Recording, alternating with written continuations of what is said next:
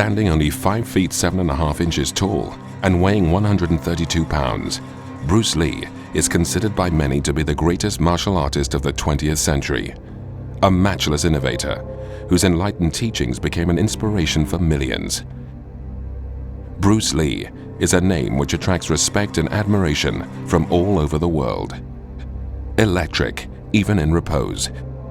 His dynamic on-screen presence and matchless physicality, coupled with an audience appreciation which transcends all cultural boundaries, has resulted in the creation of one of the most enduring and memorable screen icons in the history of motion pictures.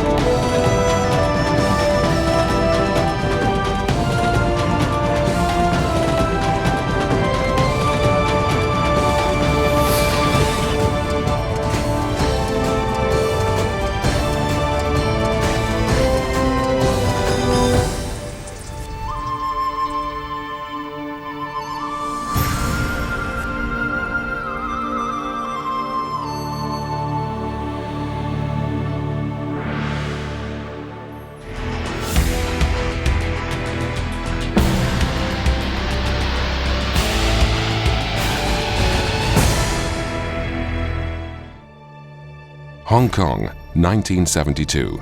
The most important center of banking and commerce in all of Southeast Asia. The big news today is the premiere of a movie entitled Way of the Dragon.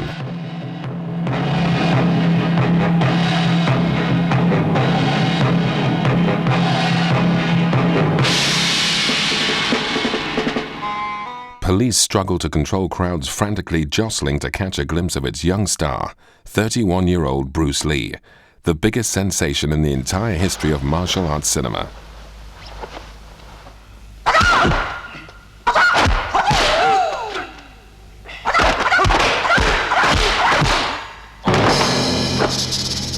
Fame did not come easily for Bruce Lee. Despite his matchless talent and the support of Hollywood luminaries like James Coburn and Steve McQueen, who received lessons from Bruce at $275 an hour, he's unable to break into Hollywood due to the short-sighted and xenophobic attitudes of many US studio executives. Then, after a number of groundbreaking demonstrations on the US exhibition circuit, Bruce is finally discovered by Batman producer William Dozier at the 1964 Long Beach tournament organized by Kempo Karate founder Ed Parker. Mesmerized by Bruce's speed and timing, Dozier recommends him for a role in his forthcoming TV series, The Green Hornet.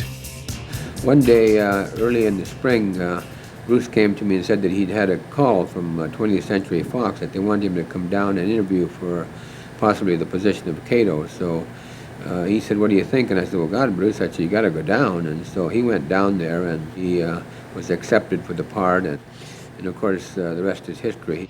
Bruce's success on The Green Hornet would lead to other brief but notable appearances on Marlowe, opposite James Garner, and Longstreet, opposite James Franciscus. Despite the breakthrough, the prejudice continued.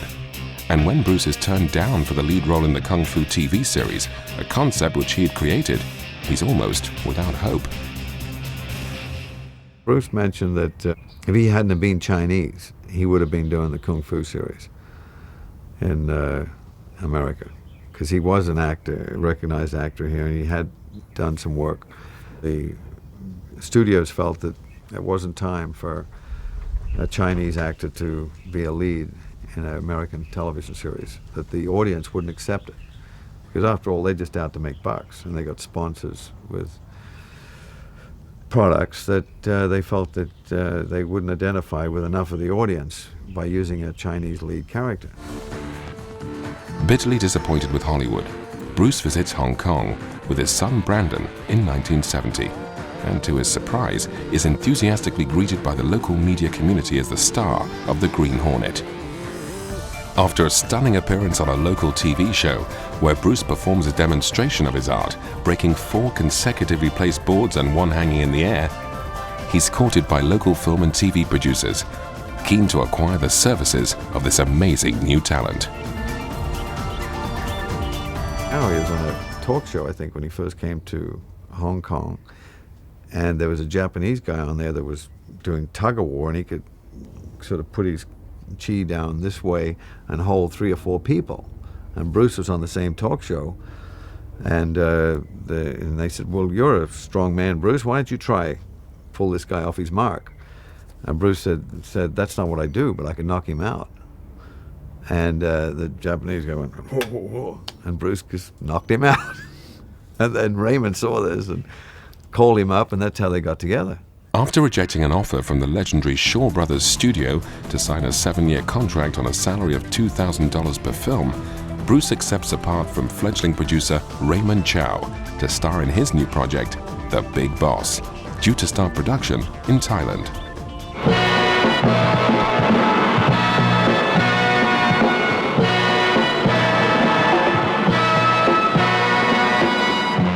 Now, with a real opportunity to display his art on the big screen, Bruce is a man with a mission.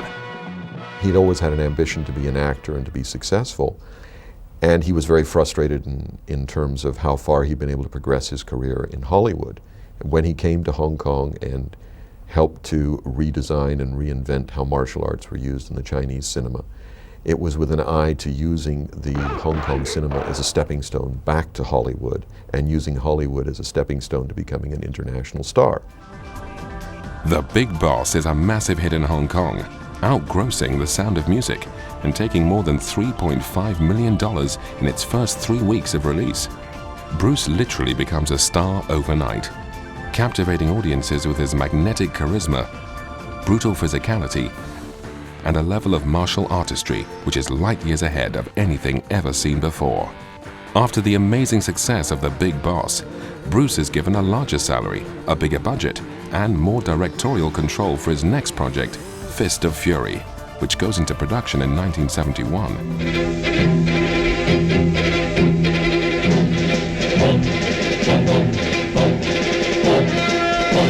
In what many enthusiasts consider to be the ultimate martial arts movie, Bruce plays the fictional character of Chen Jun, a student of legendary real-life martial artist Fok Yun Gap.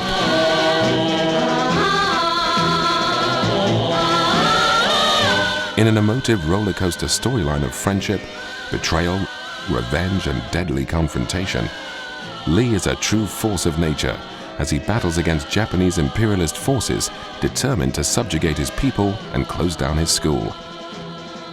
In each of the incredible fight scenes, Lee's execution of technique is exemplary, whether fighting unarmed or with the weapon that would become synonymous with his image, the deadly nunchaku.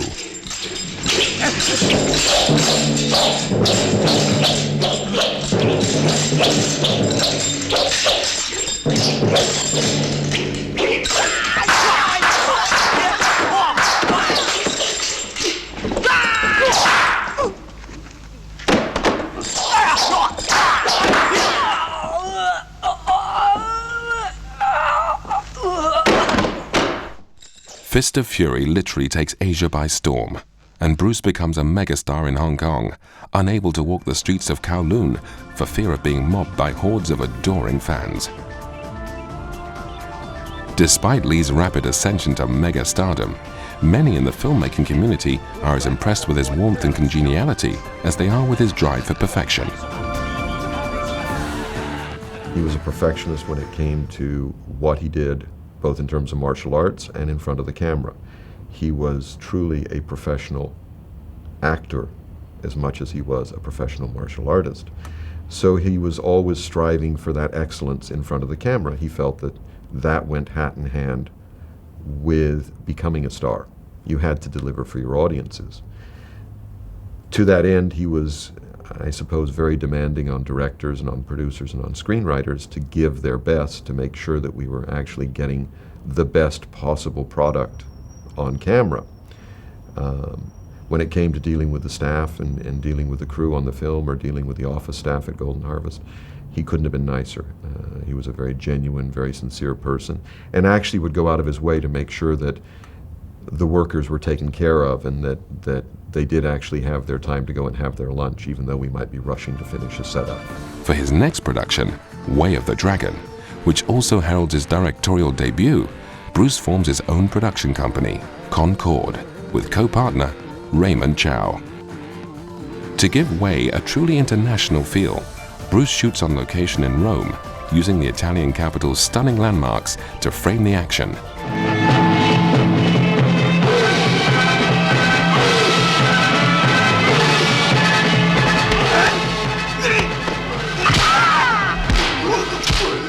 In addition, rather than using the Hong Kong fighters so familiar to local audiences, Bruce enlists the services of friend and karate legend Chuck Norris to appear as his nemesis in the deadly climactic confrontation set in Rome's ancient Colosseum.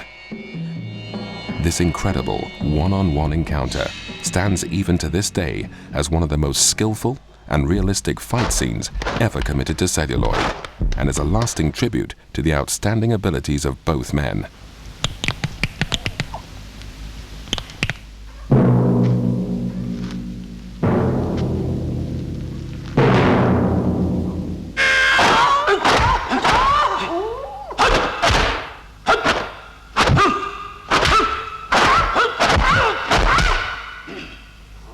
Way of the Dragon also allows Bruce to take the application of his trademark weapon, the nunchaku, even further than in Fist of Fury. In an amazing scene at the back of the restaurant, Lee dispatches his attackers using not one, but two sets simultaneously. Get him!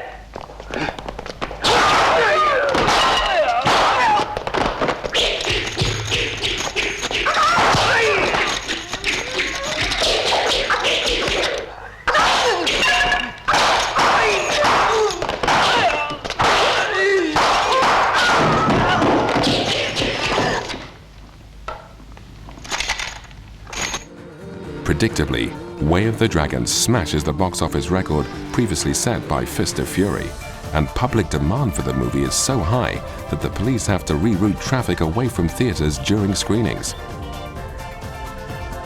Now the biggest star in all of Southeast Asia, Bruce's meteoric rise to fame has single-handedly revitalized the fledgling Hong Kong film industry, previously known only for small-budget Mandarin language pictures, with little or no marketability outside the home territory.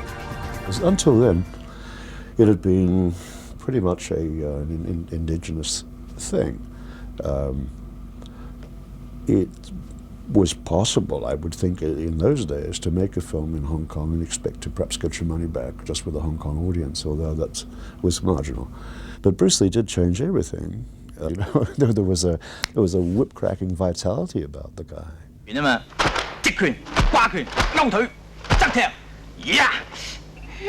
After years of battling cultural prejudice, professional bigotry, and periods of economic hardship in pursuit of his dream, Bruce Lee is finally a star in every sense of the word.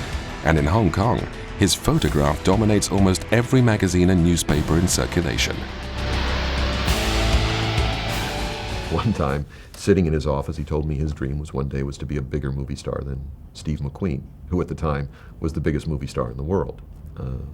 It's a little ironic that 20 years later, more people probably remember Bruce Lee than remember Steve McQueen. However, I can assure you, if you walked down the street with Bruce Lee or you tried to go into a restaurant in Hong Kong, you immediately became aware of how big a star he was.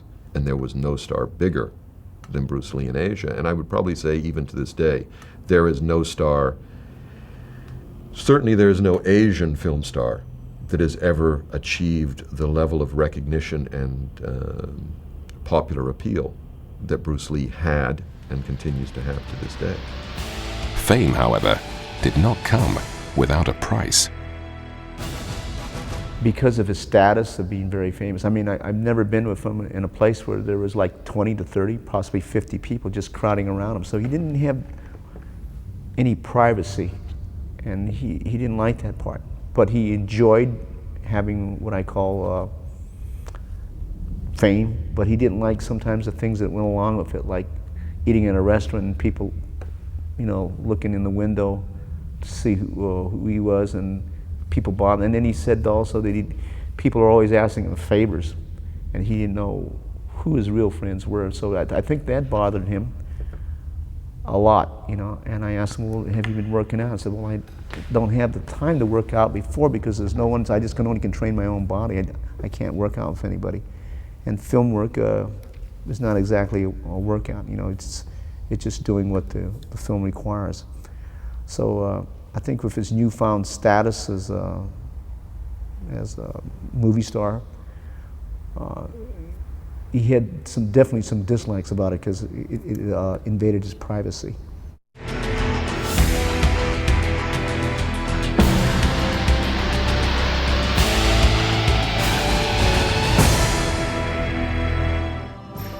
In August of 1972, Bruce begins work on a project which will communicate for the first time the true essence of the revolutionary martial arts ideology, which he's developed over a lifetime of dedicated study, philosophical reflection, and impartial evaluation.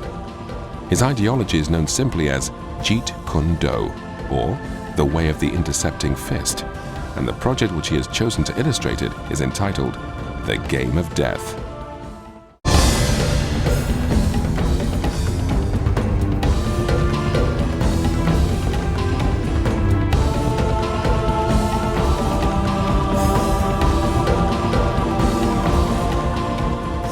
Jeet Kune Do is man's liberation from system and style. He's truly expressing what works for him. Because what works for one individual, it may not work for another individual. And that's the bottom line. In the words of Bruce Lee, Jeet Kune Do is a direct expression of one's feelings with a minimum of movement and energy. Bruce's favorite analogy in the explanation of this philosophy is, in building a statue, a sculptor does not add clay to his subject, rather he chisels away the surplus material until the truth is revealed without obstructions. Thus, JKD is not a daily increase, it's a daily decrease.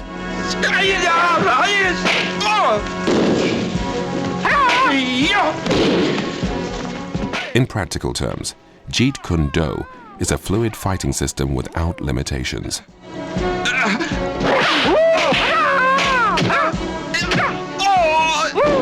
Jeet Kune Do, according to Bruce Lee, meant the way of the intercepting fist. I guess like if a punch or a kick is coming your direction, the man's energy is coming towards you, you want to try to intercept the person's force and use the opening, such as if a person is firing a punch at you, he's leaving his chin open, he's leaving his ribs open. If he's firing a kick, he's leaving his midsection open, he's leaving his groin open. He's immobile, he can't move if he's standing on one foot executing the kick. And then you can take advantage of the person's weak points at that particular time.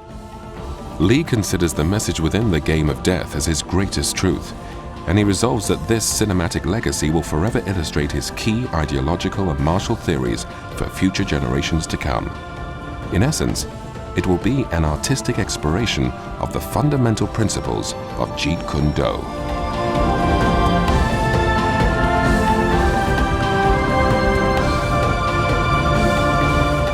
What he was trying to tell me always is I'm not trying to take a little bit from Choi Lee Fat and a little bit from Praying Mantis and a little bit from Wing Chun and then put a little Western boxing. He says I want to express myself. So what I want to get from this method is the essence. What is the essence of Wing Chun? What is the essence of Chin Na? What is the essence of Western boxing? What is the essence of Choi Lee Fat?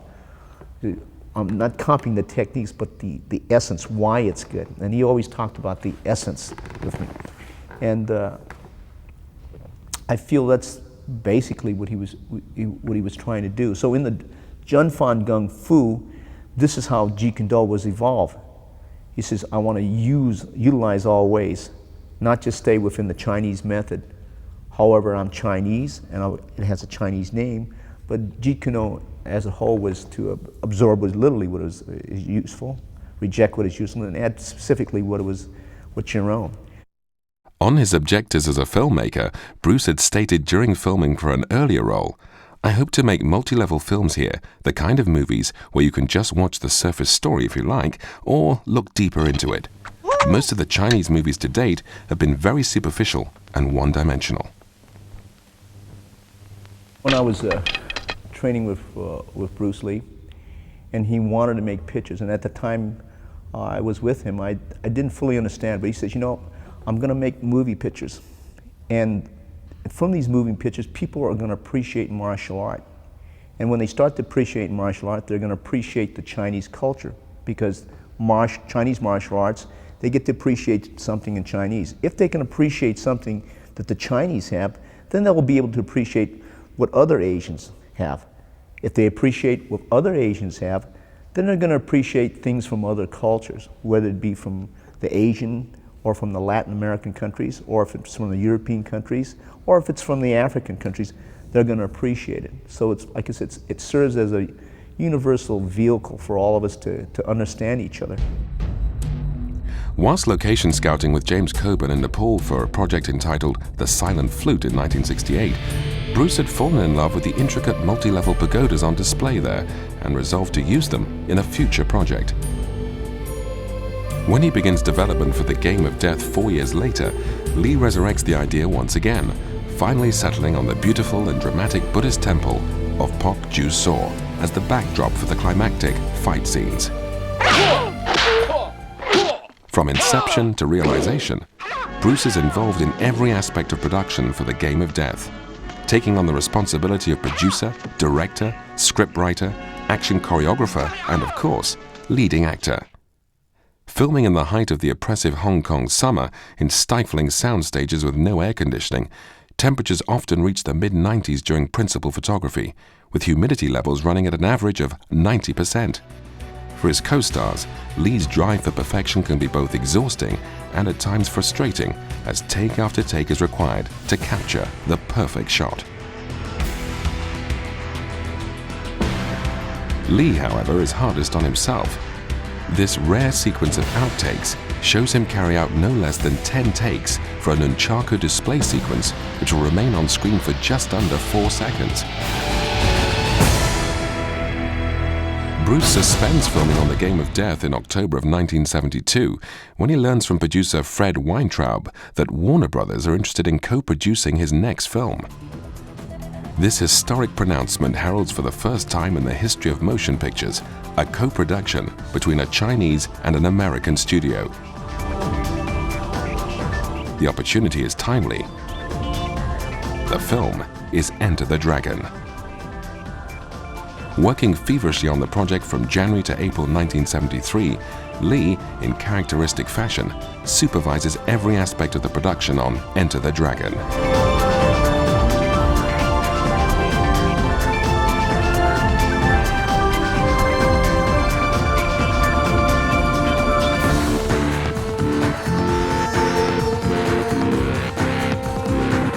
His handling of the fight choreography in particular is outstanding. Raw, full-blooded and bursting with energy, each sequence carries the trademark stamp of Bruce Lee quality. Upon viewing the completed rushes for the project in mid-April of 1973, Bruce tells his wife Linda that he's delighted with his work. Perhaps he dares to believe for the first time that international stardom finally beckons.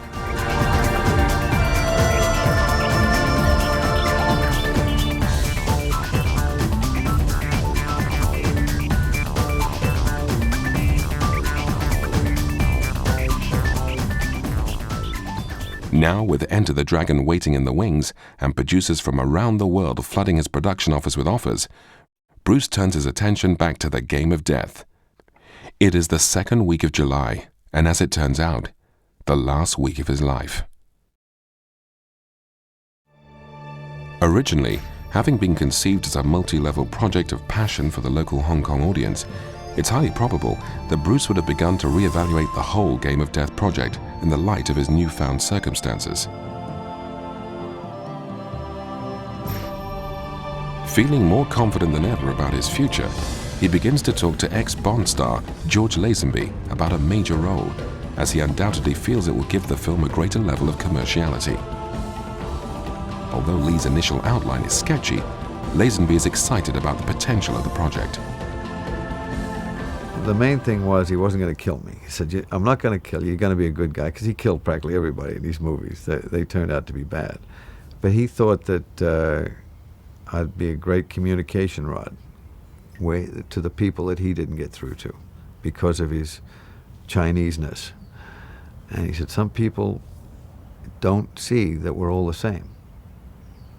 I was going to be Bruce's man that came in and saved him at the end and got him out of this, some kind of a house, pyramid thing with a top floor. And I came in there, and that was going to be my introduction. And I was like a mentor. And he was like super physical, but I was wiser. And it was that kind of thing. And I'd been mixed up in Chinese philosophy I'd been caught up in some war or something and fallen back into their philosophy for years in Korea or somewhere like that, I think, or some monastery. I forget the exact details, but he was going to introduce me that way, and then I was going to fade out again and then come into another movie with him later. Now at last, Lee is on the verge of realizing his most enduring and heartfelt ambition: to communicate the beauty of his Chinese culture and the powerful dynamic of his unique martial arts philosophy to a truly worldwide audience through the medium of film. It is then, with a cruel sense of irony, that fate strikes its most tragic blow.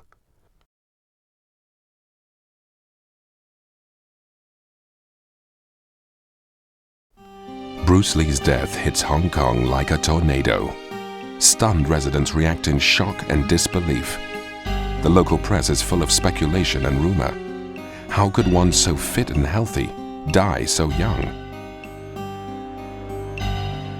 Thousands turn out for Lee's funeral, and the authorities have to lay on hundreds of extra police officers around the Kowloon funeral parlor to keep the crowds at bay. Above an ornate portrait of Bruce hangs a banner which reads, "A star sinks in a sea of art." All around are draped thousands of tributes as close friends and colleagues come to pay their last respects.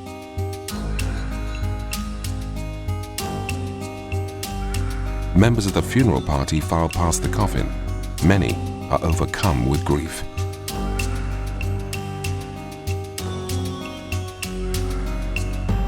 Linda and the children gather round for a final look before leaving for the airport. Bruce's body will travel with them to Seattle on this, his final journey. In Hong Kong, public controversy continues to rage over the circumstances of Lee's death. On Friday, July 20th, 1973, the day of his passing, Bruce had arranged a restaurant appointment with George Lazenby, partner Raymond Chow, and Taiwanese actress Betty Ting Pei at Hong Kong's Hyatt Hotel to further discuss script ideas for The Game of Death. He never arrived. The day he died, we had lunch together, and we were discussing the film more and more deeply, and we're having lunch, and we always had a little corner of a restaurant with a screen because people would bug you. If Bruce was there, they'd just sit, literally swarm and stand there and watch him while he ate. And so we had a screen, and we're sitting in the back of this restaurant, and he said, "I got a headache." And I thought, Jesus, you know, I often get a headache, but it's usually from drinking. And he said, "I don't have a headache very often." But I said, "Well, look, skip tonight. We're going to have dinner that night." And I said, "Skip tonight, and when I get back, and my wife's going to have a baby, and when that's done," my wife was 8.5 months pregnant, I said, "I'll be right back, and we'll get on with this movie." I said, "But don't worry about tonight if you don't feel well." He said, "If I said I'm going to be there, I'll be there." And I was waiting with Raymond Chow that evening for Bruce, and he was about half an hour late, and it's not like him to be late. So I called. I said to Raymond, I said, "Where's Bruce? Do you know where he is?" He said, "Oh yeah, I know where he is. This is the number." Calling en route to collect Ting Pei from her apartment, Bruce had complained of a severe headache. Ting Pei had offered him a pain-killing tablet called Equagesic. After taking the pill, Bruce had lain down on the bed to rest, but quickly lost consciousness. He never recovered. Bruce Lee is pronounced dead on arrival at Hong Kong's Queen Elizabeth Hospital.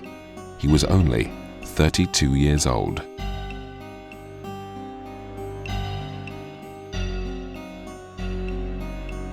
In the absence of a statement from the Lee family, the local press continued to fuel speculation, and then at Kai Tak Airport, just before boarding the plane which will carry Bruce and the family back to the United States, Linda Lee finally breaks her silence. It is my wish that the newspapers and the people of Hong Kong will stop speculating on the circumstances surrounding my husband's death. Although we do not have the final autopsy report, I hold no suspicion of anything other than natural death. I myself do not hold any person or people responsible for his death. Fate has ways we cannot change. The only thing of importance is that Bruce is gone and will not return. He lives on in our memories and through his films. Please remember him for his genius, his art, and the magic he brought to every one of us. For we who knew him very well, his words and thoughts will remain with us forever and influence the rest of our lives. The coroner agrees. His verdict: death by misadventure. Bruce was deemed to have been hypersensitive to an ingredient in Equagesic called meprobabate. This hypersensitivity caused a brain swelling known in medical parlance as cerebral edema, which in turn led to his death. Through injuries and what have you, I got to know the doctor who did the autopsy, and they said it was just like a blood vessel burst inside his head and started leaking. Like an inner tube in a tire got too thin and just started leaking, and that was causing a headache. I think it was just overtrained. A lot of people say he got hit there or whatever, but or secret this or secret that, but I just think he was too dedicated to his training. It was sad.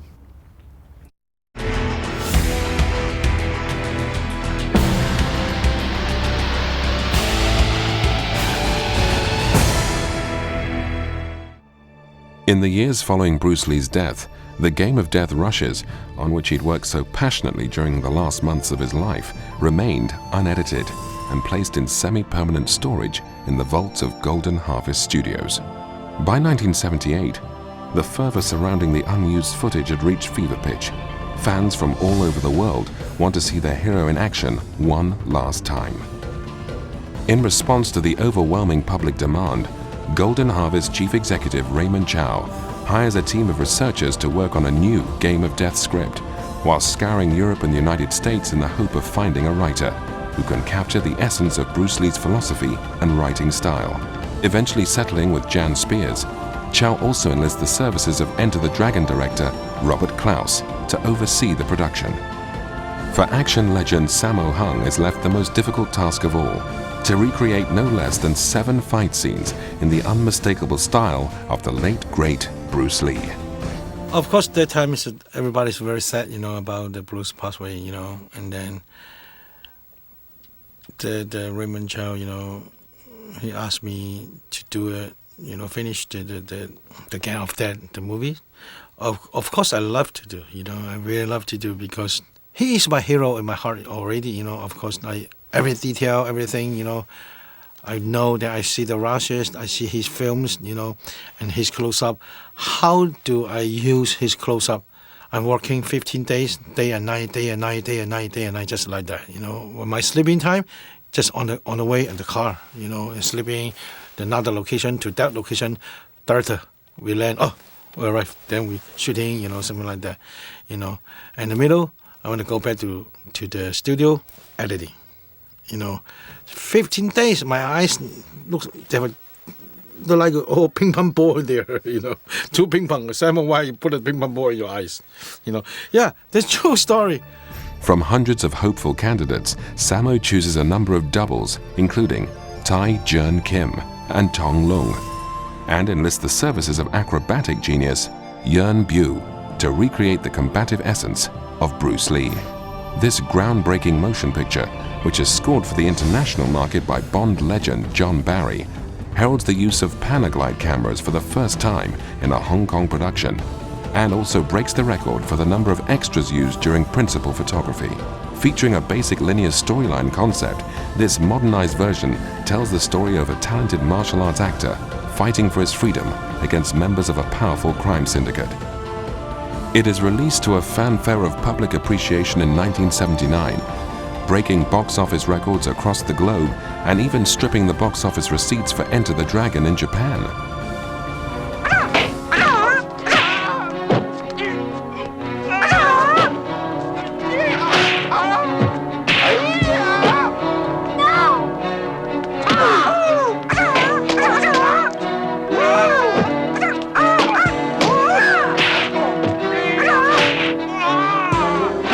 Containing only 11 minutes of footage from the original rushes shot by Bruce Lee in 1972, this 1978 version, although commercially successful, totally abandons the ideological overtones of Bruce Lee's original multi-level concept.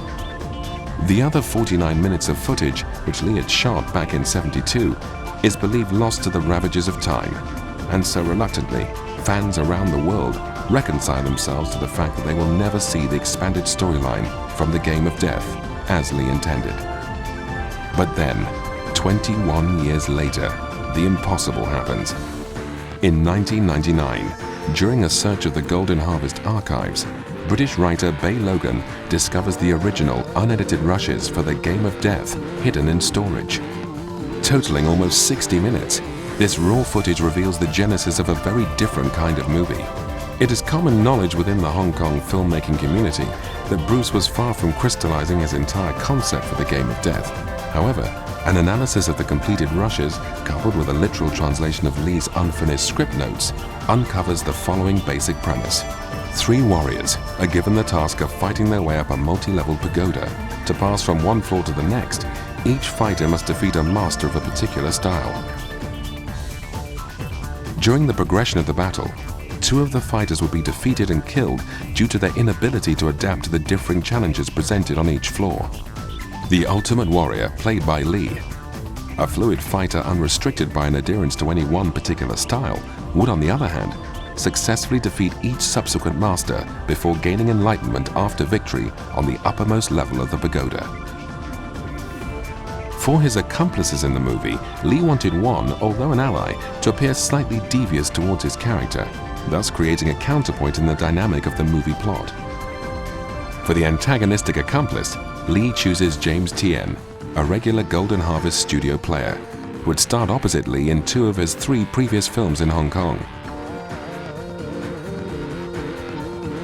For the second accomplice, a simple-minded but technically excellent martial artist, Lee elects Hong Kong stuntman Che Yun. Although both veterans of the industry, it would be the first time the 2 men had worked together.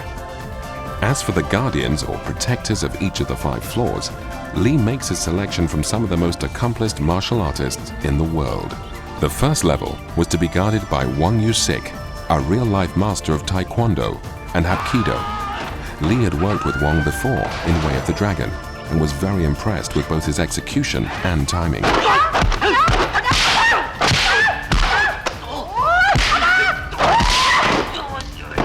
Tragically, due to Lee's untimely demise, the 2 men would never work together on the Game of Death. This rare screen test footage shot by Lee in Hong Kong's New Territories is all that remains of Wong's involvement in the project. For the keeper of the second floor, Lee chooses his real-life friend and senior student, Taki Kimura. I have to believe that the reason that he asked me to be in that picture was not because I had any ability, but I think he felt that he owed me something possibly, and maybe that was his way of trying to pay me back, because when he called me and asked me to be in this Game of Death, I told him very simply, I said, look at Bruce, I said, I've got 2 left front feet, and I can't move like you want me to, and we have a very strong friendship, but I don't want you to kick my butt and we end up, not friends. So I said, just let me sit here and just enjoy all the popularity and the success that you're making. But he said, no, he said, I want you in that picture. And he said, I've already had Danny Nasanto and Jabara in there, and he said, I want you in there to be the praying mantis practitioner that I have to go through in this tower or some kind of a house or something that they were trying to get up to in the top floor. And I guess he put me in a spot where I was maybe more afraid to say no than anything else, and so I finally reluctantly agreed to do so. For the guardian of the third floor, the Temple of the Tiger, Lee selects another of his real-life students, Dan Inosanto. Not only is Inosanto the most accomplished student of Lee's fighting system, Jeet Kune Do, but also a master of Kempo karate and Filipino eskrima.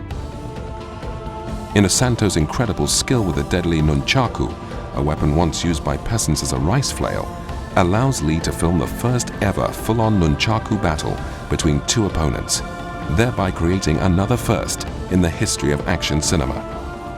I was supposed to play a Filipino from the southern Philippines the way he wanted it.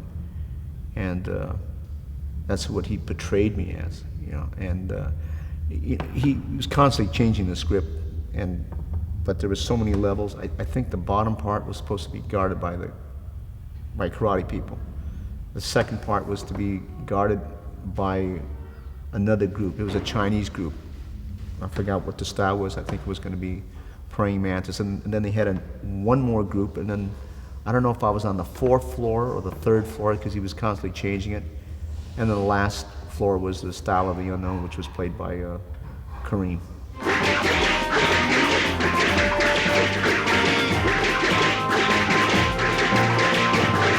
I liked it because it was new for me, and I wasn't into film work, and I've never worked in that atmosphere before, so I enjoyed it very, very much. To stick fighting and nunchaku combat, Lee would also add grappling and joint locking. Consequently, for the guardian of the 4th floor, the Temple of Gold, Bruce settles on Chi Hon Jae, who at the time of filming was a 7th degree black belt in the dynamic Korean art of Hapkido.